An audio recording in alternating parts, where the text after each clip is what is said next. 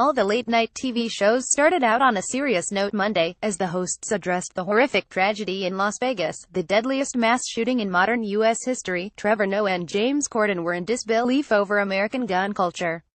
Conan OBrien was devastated to realize how many times he's had to talk about mass shootings. Jimmy Kimmel, Stephen Colbert and Seth Meyers urged Congress to take action on gun control.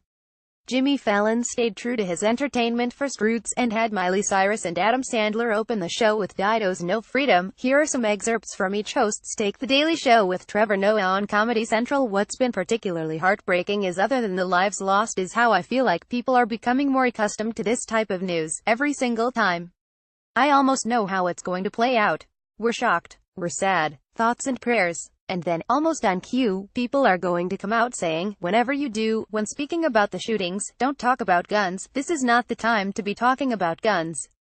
And also, if you say after a mass shooting is never the time, then y'all never have the conversation in America, because there's a mass shooting in America almost every single day.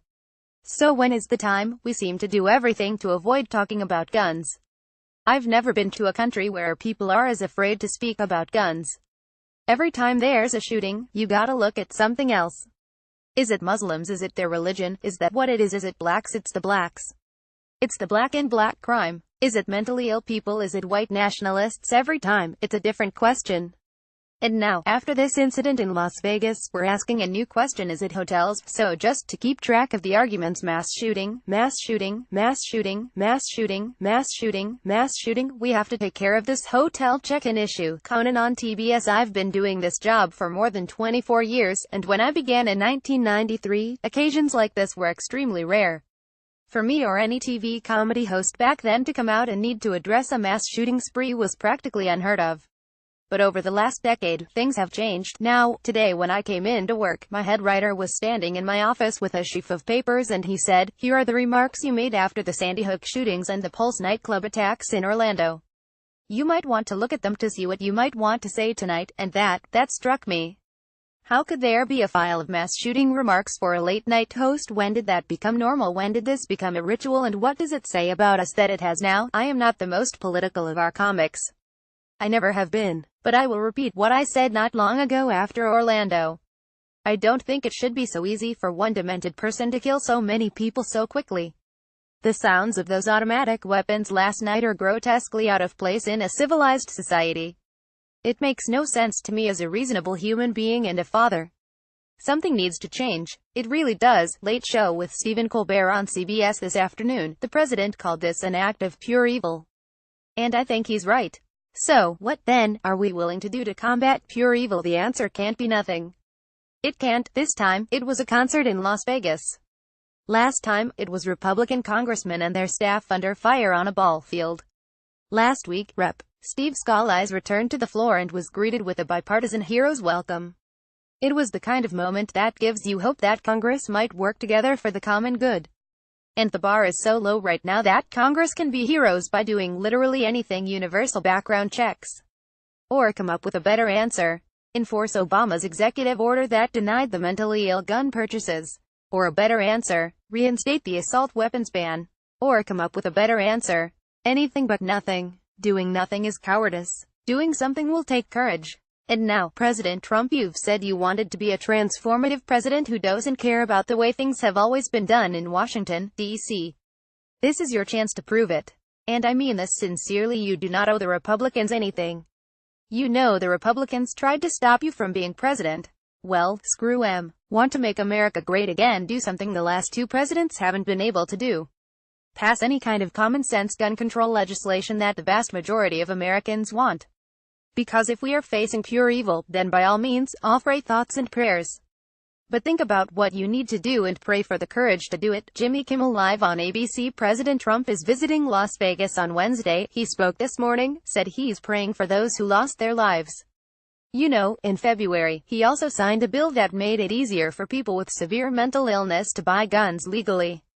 Senate Majority Leader Mitch McConnell, Speaker of the House Paul Ryan, a number of other lawmakers who won't do anything about this because the NRA has their balls in a money clip, also sent their thoughts and their prayers today, which is good.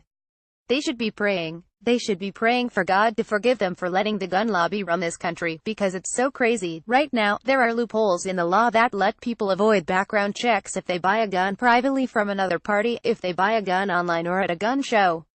So I want to show you something. These are the faces of the senators who, days after the shooting in Orlando, voted against a bill that would have closed those loopholes.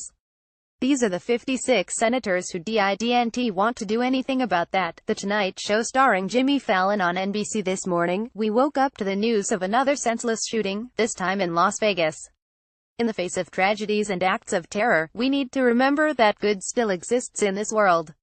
We're here to entertain you tonight, and that's what we're going to do. Late Night with Seth Meyers on NBC. We've talked about gun violence on this show before, and I'm not sure what else I can say. I also know nothing I say will make any difference at all.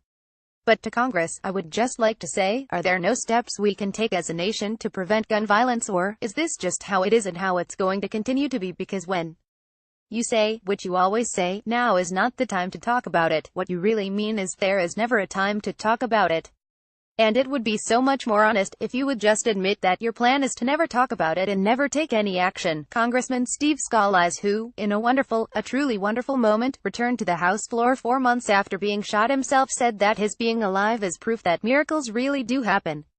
But is that the best plan DC has for dealing with gun violence when there's a shooting? We just pray for a miracle because maybe that is it. But if you're not willing to do anything, just be honest and tell us. Late Show with James Corden on CBS. I come from a place where we don't have shootings at this frequency, so it's hard for me to fathom. But it should be hard for everyone to fathom.